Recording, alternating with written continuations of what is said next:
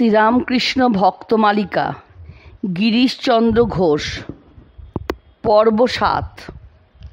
একদিন ঠাকুর অভিনয় দেখিতে গেলে অপ্রকৃতিস্থ গিরিশবাবু ধরিয়া বসিলেন। তুমি আমার ছেলে হবে বলো। ঠাকুর জানাইলেন যে তাহার বাবা ছিলেন শুদ্ধ সত্য ব্রাহ্মণ, তিনি কেন গিরিশের ছেলে হইতে যাইবেন। গিরিশবাবু ক্রুদ্ধ হইয়া ঠাকুরকে অনেক গালাগালি করিলেন।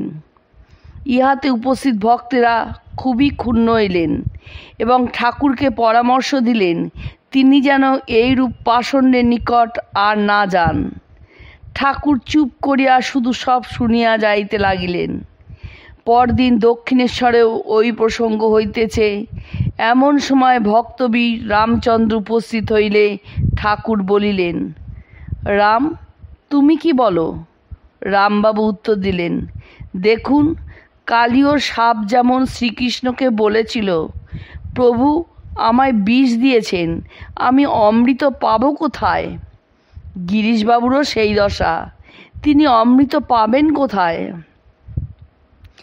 রামবাবুর কথা শুনিয়াই ঠাকুর বলিলেন, তবে চলো রাম, তোমার গাড়িতেই একবার সেখানে যাই।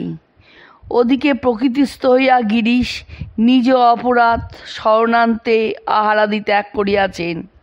ঠাকুরকে দেখিয়াই পাদপদ্মে লুটাইয়া পড়িলেন আর কাতরস্বরে বলিতে লাগিলেন, আজ যদি তুমি না আসতে ঠাকুর, তাহলে বুঝতুম তুমি এখনো নিন্দাস্তুতিকে সমান জ্ঞান করতে পারোনি, তোমার পরমহংস নামে অধিকার আসেনি। আজ বুঝেছি তুমি সেই আর আমায় ফাঁকি দিতে পারবে না। এবার আমি আর তোমায় ছাড়ছি না। বলো, তুমি আমার ভার নেবে, আমায় উদ্ধার করবে। কয়েকবার যাতায়াতের পর গিরিশবাবু ঠাকুরকে সর্বতোভাবে আত্মসমর্পণ করিয়া বলিলেন, এখন থেকে আমি কি করব? ঠাকুর উত্তর দিলেন, যা করছো তাই করে যাও। এখন এদিক ওদিক দুদিক রেখে চলো। তারপর যখন একদিক ভাঙবে তখন যা হয় হবে। তবে সকাল বিকালে তার স্মরণ মননটা রেখো।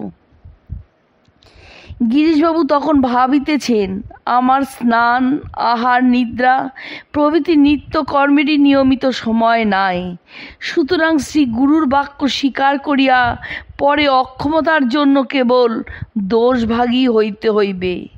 আবার তিনি জানিতেন যে কোনরূপ ব্রত বা নিয়মে চিরকালের জন্য আবদ্ধ হইলাম, এই কথা ভাবিতেও তিনি হাঁপাইয়া ওঠেন। অতএব নিজের অপারগ ও অসহায় অবস্থা বুঝিয়া চুপ করিয়া রহিলেন। ঠাকুর তাহার মনোগত ভাব বুঝিতে পারিয়া বলিলেন, আচ্ছা, তা যদি না পারো তো খাবার শোবার আগে তার একবার স্মরণ করে নিও। গিরিশ তখনও নীরব। তাহার আহারের কোনো নির্দিষ্ট সময় নেই, আবার বৈষয়িক বিভ্রাটে আহারও ভুল হইয়া যায়, নিদ্রার অবস্থাও তাই। এত সহজ গুরুবাক্য গ্রহণে অক্ষম হওয়ায় আপন ভবিষ্যৎ সম্বন্ধে শ্রীযুক্ত গিরিশের মনে তখন নৈরাশ্যের ঝড় বহিতেছে। তাই ঠাকুর আবার বললেন, তুই বলবি, তাও যদি না পারি, আচ্ছা তবে আমায় বকলমা দে।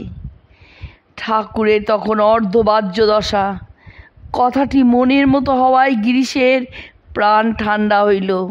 তিনি ভাবিলেন, সমস্ত দায় ঠাকুরের উপর ছাড়িয়া দিয়া নিশ্চিন্ত হইলেন। কিন্তু বকলমার গূঢ় অর্থ ক্রমেই তাহার নিকট প্রকটিত হইয়া তাহাকে এক কঠিন সাধন সমরে অবতীর্ণ করিল। কোনো কার্যে আর তাহার আমি আমার বলার পর্যন্ত অধিকার থাকিল না। সুখ দুঃখে তাহার হর্ষ বিষাদের অবকাশ রহিল না। এমনকি তিনি বুঝিতে পারিলেন, যে ব্যক্তি বকলমা দিয়াছে তাহার সাধন ভজন জপ তপ রূপ কার্যের আর অন্ত নাই। তাকে প্রতি পদে প্রতি নিঃশ্বাসে দেখতে হয়, তার উপর ভার রেখে তার জোরে পাটি নিঃশ্বাসটি ফেললে না এই হতচ্ছাড়া আমিটার জোরে সেটা করলে। অচিরেই বকলমার পরীক্ষা দিতে হইল। দ্বিতীয়া স্ত্রী তাহাকে 2টি কন্যা ও একটি পুত্ররত্ন উপহার দিয়াছিলেন। অকালে সেই কন্যা 2টি কালগ্রাসে পতিত হইল এবং স্ত্রী ও পুত্র প্রসবের পর সূতিকারোগে শয্যা গ্রহণ করিলেন, আর তিনি উঠিলেন না। ব্যথিত গিরিশবাবু লিখিলেন, শূন্য প্রাণ শূন্য এ সংসার, কিন্তু বকলমা দিয়া তিনি নিঃশেষে আত্মদান করিয়াছেন। অতএব শেষ পর্যন্ত স্থির করিলেন, তোমারই ইচ্ছা হোক পূর্ণ, করুণাময় স্বামী। ক্রমে এমন দিন আসিল যখন শ্রীযুক্ত গিরিশ পূর্বে যাহাকে ভবপারের কাণ্ডারী শ্রী গুরুমূর্তিরূপে দর্শন করিয়াছিলেন তাহাকে বসাইলেন পূজার আসনে। শ্যামপুকুরে কালী পূজা উপলক্ষে ভক্তগণ যে নিশীথে ঠাকুরের পূজা করিয়াছিলেন, সেই রাত্রে প্রথম পুষ্পাঞ্জলি দিয়াছিলেন গিরিশ। আবার কাশীপুরে ইংরাজি 1886 খ্রিস্টাব্দের শুভ প্রথম দিনে যখন ঠাকুর কল্পতরু হইয়াছিলেন, সেই দিনও গিরিশেরই অন্তঃস্থল হইতে উত্থিত অপূর্ব স্তব ঠাকুরের ঐশী শক্তিকে উদ্বুদ্ধ করিয়াছিল। কল্পতরু হইবার অব্যবহিত পূর্বে গিরিশকে ঠাকুর যখন প্রশ্ন করিলেন, গিরিশ, তুমি যে সকলকে এত কথা অবতারত্ব সম্বন্ধে বলে বেড়াও, তুমি কি দেখেছ ও বুঝেছ?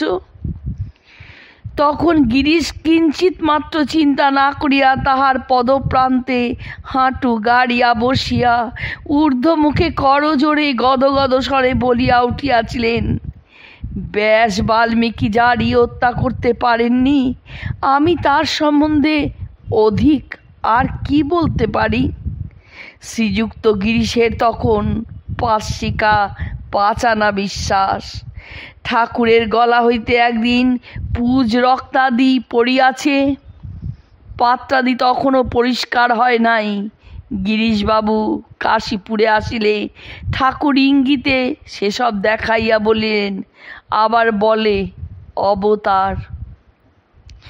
গিরিশ একটু ইতস্তত না করিয়া বলিলেন, এবারে এসব খেয়ে কীট পিপিলিকা পর্যন্ত উদ্ধার হয়ে যাবে, তাই এই রোগ।